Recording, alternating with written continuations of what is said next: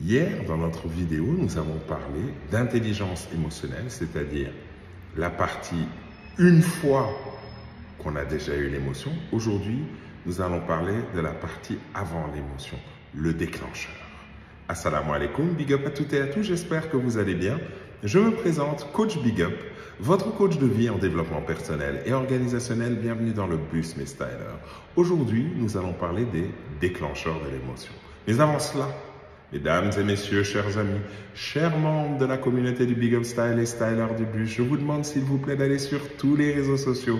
J'ai bien dit tous les réseaux sociaux, je me répète, tous les réseaux sociaux, et je vous demande s'il vous plaît d'aller aimer, suivre, commenter et partager toutes mes pages. Merci d'avance. J'ai choisi pour vous 4 clés. La première, c'est analyser le contexte. Qu'est-ce que je faisais? Qu'est-ce qui s'est passé quand j'ai pété les plombs? Où est-ce que j'étais? De quelle façon je me tenais? Avec qui j'étais? Etc. Prendre le maximum d'informations. Ce qui m'emmène à la deuxième clé.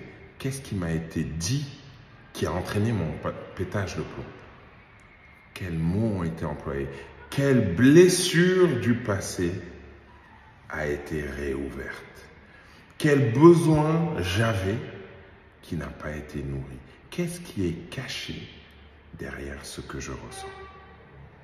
La troisième chose qui est très importante pour moi et que les gens négligent, c'est qu'il faut écouter son corps. Votre corps, c'est avant vous ce qui va se passer. Donc il réagit. Est-ce que vous respirez plus vite, plus fort? Est-ce que vous transpirez? Est-ce que vous grelottez? Est-ce que vous tremblez? Votre corps vous donne des informations supra, méga, giga importantes. Analysez-les et tirez-en profit. Vous savez, ce petit temps qu'il y a entre la réaction de votre corps et votre réaction physique, c'est ce laps de temps qu'il faut exploiter. C'est à ce moment-là que vous pouvez décider de la réaction que vous allez décider d'avoir. Je vous rappelle que le seul moyen d'avoir un résultat différent, c'est de changer au moins une chose dans la façon de faire. Et la quatrième clé, ce sont les conflits répétitifs. C'est comme si vous tourniez à chaque fois le même film, mais avec des acteurs différents. Qu'est-ce qui se passe? Comment ça se fait que ça se reproduit exactement de la même façon? Parce que quand on recommence les choses de la même façon, on a le même résultat. Donc, comment faire? Il faut changer une chose qui va donner un résultat différent. Et soyez bienveillant envers vous-même. Rappelez-vous que le cerveau a besoin en moyenne de 66 jours pour prendre une nouvelle habitude.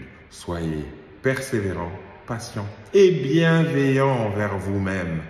Personne ne le fera à votre place. Partagez avec moi en commentaire. Avez-vous d'autres clés?